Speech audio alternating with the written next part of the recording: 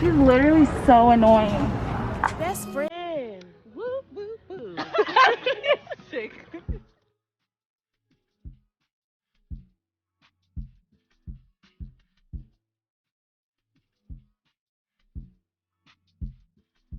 I cannot believe we come to this candle place for the third For time. the 5th time.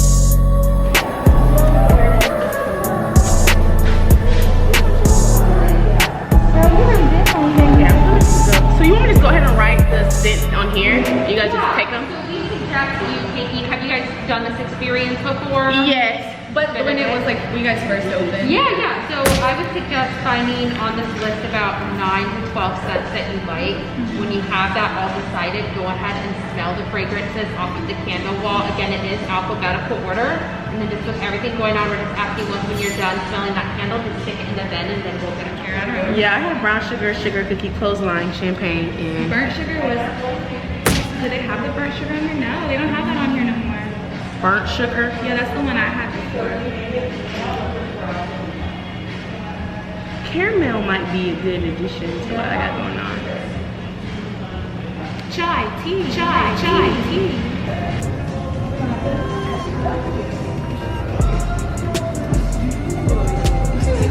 Oh, this smells good. Okay, smell the champagne. Oh, that's cute. That's done. Oh shit, I have my makeup on.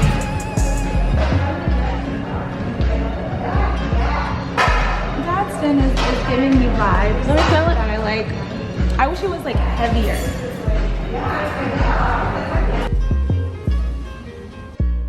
I'm gonna have to get that. Right, now we're spending more money because I like aesthetics. Okay, this smells good, but it's giving me Christmas. I'm gonna have to come back and get this one like more closer to Halloween. That's my holiday. Smell like That'd be nice. I mean, yeah, the bourbon is going to be a little spicier. The vanilla is going to be a little warmer. So Okay. it depends which direction. Well, let's start with warmer. Okay, perfect. I was saying that I was like the bourbon would smell really good with the chai tea. Just a little bit. Okay. So we can walk them together. Just give them a very light little hug and then kind of round the nose. Okay. Yeah, so what are we thinking over So here? I'm thinking clothesline, sugar cookie, and dad's den. Oh yeah, absolutely. That's what you really like. It's on that heavy, it's on the sweet, on the spicy. Sweet and spicy. That's me. I want to make Ty love candy.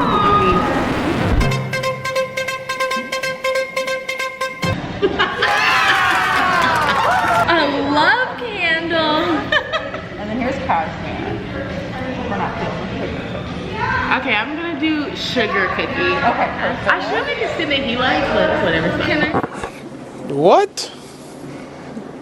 Bro, what are you talking about, man? can I see the clothesline? I guess you would give him like something that you like. Just like, Be like, oh, this reminds me. Do you have the clothesline? no, she took it. Okay, yeah. This is maybe we're using the clothesline, the dad's den, and sugar cookie. Yeah. Perfect. Now you can go ahead and take the jar that you want to pour it into. We'll have the picture. What's up? It's in the center.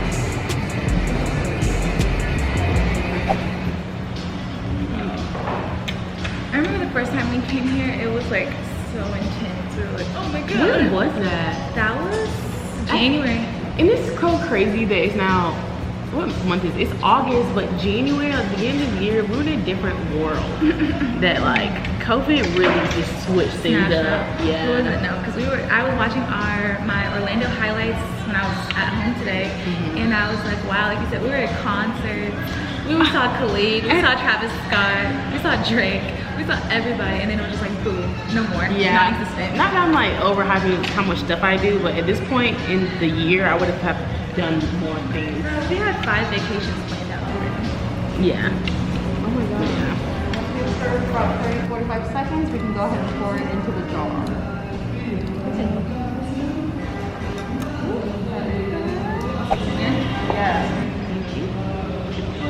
should try.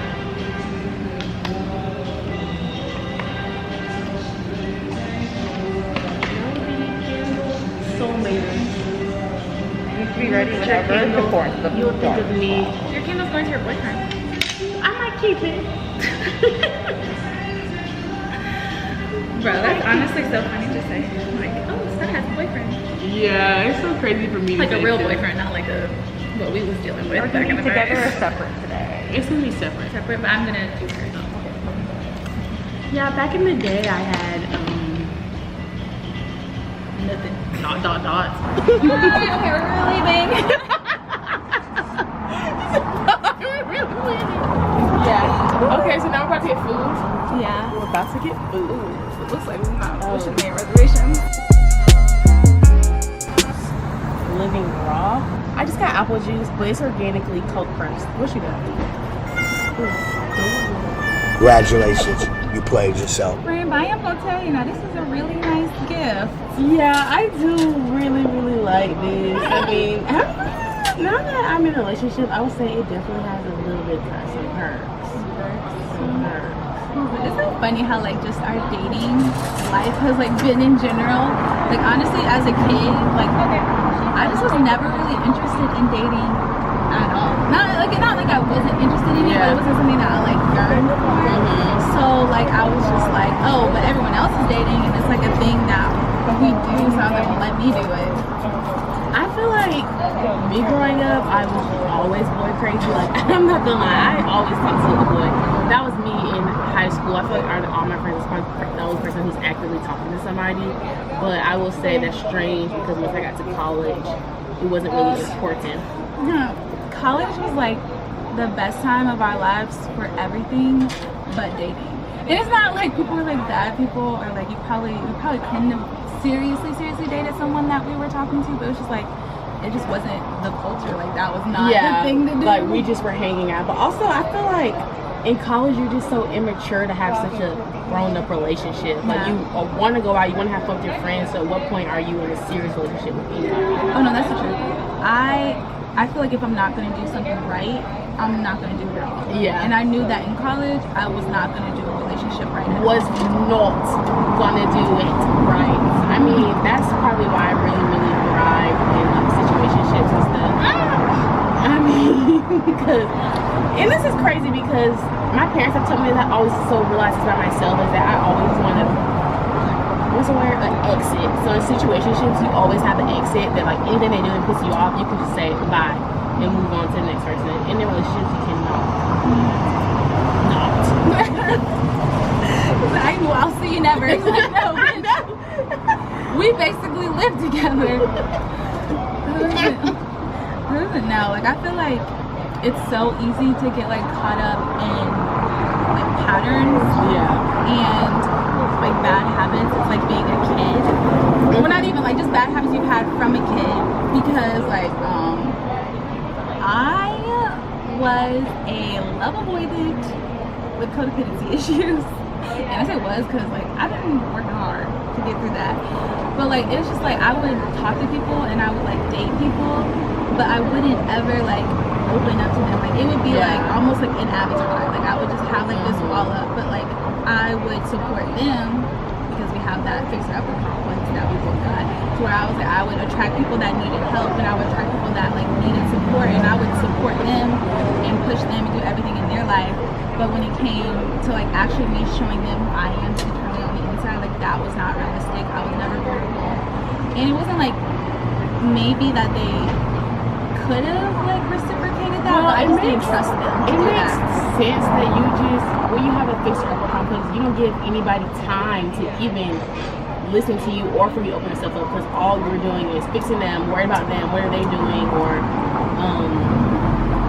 always bring the conversation back to them. Kind of that's something that I do. Like I never allow it to get personal. Even when I'm talking to people, I would just talk about their issues, what they can fix, and things like that. And if I wasn't telling you, I was not telling nobody. Keep it to myself. I was keeping it to myself, which isn't good. And the part about myself that threw me off was the fact that I was like a love avoidant, never wanted to open up, but I always felt the need to have someone there. Like I was like, oh, okay, well, kept somebody, kept somebody, and it wasn't like I didn't like the person. I just didn't properly invest into it. I wasn't like there was no mutual investment into it on both ends.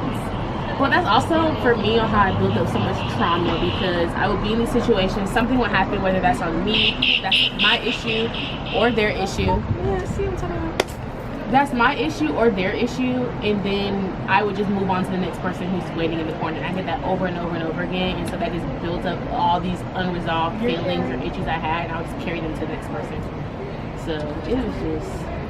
Let's talk about it. Yeah, that is the truth. Like you said, it was loved a great area. Like it was like, oh, well, I like this person, I'm hanging out with this person. It would be good. It would be great for like a month, 2 months, and then it would start to slowly decline, because like if you're not showing yourself or doing things to grow, like after a while you're gonna hit a ceiling because you're not willing to open up to do anything else. And it would be like, okay, well, me and this person are kind of on the outs, but this person over here is giving me attention, so you know what, or you don't have to deal with those issues with that person. Yeah, so it's like, okay, well, now this is something new. I'm about to hop into another, what's it called, another honeymoon stage with someone new, because this fresh. Is new, this is fresh, this is whatever, this is fun, because now it's like, okay, well, this one, the freshness has faded away, and so now we have to actually put in work into this, and I don't feel comfortable opening up, and maybe they weren't the most pushing or really like, you know, getting you to open up. I feel like if you put anybody in that situation, they're not going to be. I know me personally,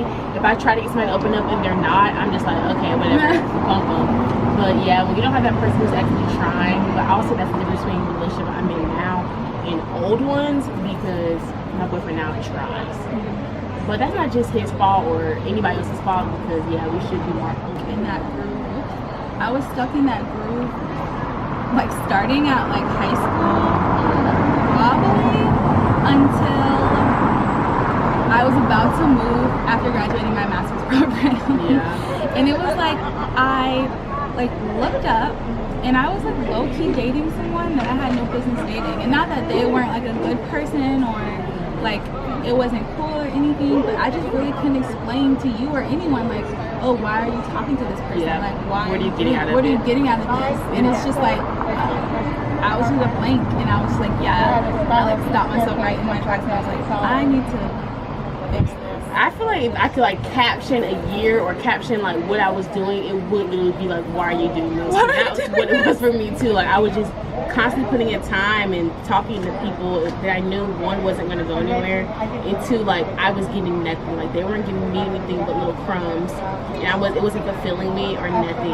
So that's why when I was like actively going to therapy, and my therapist was like, you just need a break. You need to completely just stop talking to everybody, and then you'll be able to finally see what you really want. Because at that point, I'm like, is this person my husband, or should I take this person? Or wait, so what do you think was like the best thing that you did for yourself to like rectify all of that? I think taking the time for myself to grow spiritually, to grow just more internal, to really just care more about myself, like the definition of self-love. Because without that, I would be. I don't know. I feel that. Like honestly, I was like, when I realized that, I was like, I have no clue what I'm doing or why I'm doing this. I was like, I made myself take like 6 months from dating anyone. Like I was like, no, nothing. Like 6 months, and I was really trying to figure out like the who, the what, and the why. Like who I was, like who am I inside? Like really, really on the inside. Like what do I need? Like what do I need from myself first, and then what do I need from like my partner? And then like why do I feel this way? Why do I feel this way about them? Why do I feel this way about myself?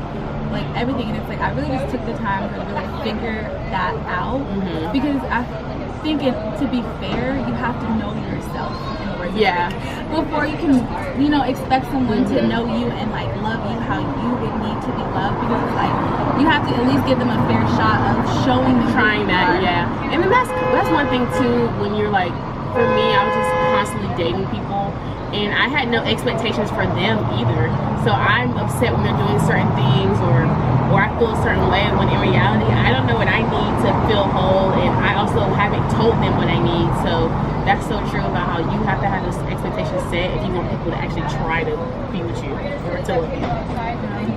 Honestly, it's really important to like figure out what do you want. And I feel like a lot of people are so scared to be alone. Like, even myself, like I don't know why I was so terrified of being by myself. Like if I felt something with someone was like starting to fade away, I would pick up someone new just like that. And I was just doing that over and over and over. And just over and over, and it's just like you don't even realize the emotional like toll it takes on you until I stepped away and I realized like how much it had affected my self-esteem and like my outlook on everything, because I was just like choosing people that weren't for me, but also I wasn't even for myself. And so it was like you just are just always taking the lows. And I feel like we always just put ourselves like, even like the whole slider thing, like this is somebody I'm just sliding on, it doesn't matter, but you don't realize that like those small interactions just take a piece of you every single time, just away and away. Like you said, I sat down and it was just like, wow, I kind of feel shit about myself. I kind of feel bad about myself. It's upsetting me. And my self-esteem is just so low because it's like, why are these interactions not working? And it's partly because I'm not putting in the work, they're not putting in the work, but you just start to absorb all of that negativity. It's really ugly. And then one day you'll be like looking at someone expecting them to give you like everything that you need, and you're like, girl, you don't even know what you need. Don't know. You don't even know what you need. Oh my gosh, it's so funny because I was just talking to Christy and I was like explaining like after I took the time and really figured out like what I needed and what I didn't. I always felt so bad because I always felt like I only liked people who liked me. But it's like, no, that's not what it is. You like people who invest into what you need. So I had to figure out what I needed so I could show people what I needed so they could put in the work to emotionally invest into that. And then that's what I like. Like I'd be like, oh, I only like people who like me. It's like, well, that sounds kind of shitty. I feel like I only like people who didn't like me. So when I finally start giving somebody the time who actually liked me, then boom, look, I'm happy, I'm in a relationship, boom, boom, boom, shout out to him. But before that, I'm like constantly giving time to people who like half like me. And you just, and I don't know if it was like a little game for me, like, oh, I'm gonna make this person be so in love with me. Sometimes it did turn into like that. A challenge. Yeah, like a challenge. Sometimes it did turn into that, but ultimately, why are you putting so much time into somebody who's constantly showing you like, no, I don't want you 100%. So that was a learning thing for me. Now we're at our third location for the day. We're going to eat food. Tell them what we're eating. So I'm taking Starr to my favorite spot for ramen here in Central Florida. It's called Genya. Okay, we ordered our food. I got the spicy chicken. I got the spicy chicken spicy. I got a spicy chicken spicy. Yes, that's what I get too. I kind of wanted to get wontons, but you should have got them like. But it's okay. I'm gonna just take start them out. basic. Like, you can scoop it out. If you don't like it. But then that's $4 extra. Respect. It's like the only time like ramen and stuff where I don't get appetizers because I'm like I'm here for one thing. Yeah, I'm gonna one thing only. I'm testing. But if this doesn't taste that good to me, I'm gonna just stop at Chick-fil-A on the way home because my stomach is hurting. It's good. I don't know how to use my chopsticks that well. I had no clue how to use chopsticks until I was like shortly dating this guy from France, and he lived in China for like 2 years, and so he used to take me out and like teach me how to use them, and then I learned how to use them. Okay, I'll teach you this.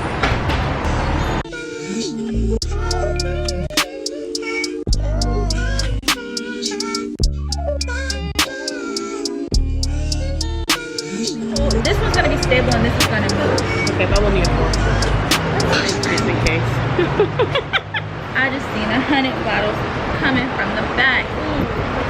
Oh, work, Joss. That was such a good video. Because I know we talked about it a lot, but I do appreciate like how we always hold each other accountable. Yeah. For like making sure we're doing better and being better and like knowing things and knowing ourselves. And I really like, if I can make one hot take for all this, is that self-awareness is the key to self-love. And you know, I think it's really important to take time away. And you know, sometimes you take time away and you find love, and then sometimes you take time away and you find yourself, and both are wins. And I think that's like really, really important. Yeah, I think a takeaway for me would be to don't be scared to open up and give somebody a chance, because that might be your man. And it was mine. Shout out to my friend. So yeah, thank you guys for joining us today during this vlog. We've had so much fun and we hope you guys enjoy watching. So please like, Subscribe. and comment. And if you're surviving being a serial dater, hit us up on Instagram and let's talk about it. Yeah, and leave a comment about that too. So if you agree with this completely, like please, we would love to read that in the comment section. But yes, also just follow us on Instagram. Down here, it's gonna be here. Only one this time. Bing, bing, bing, boom, bam. Peace.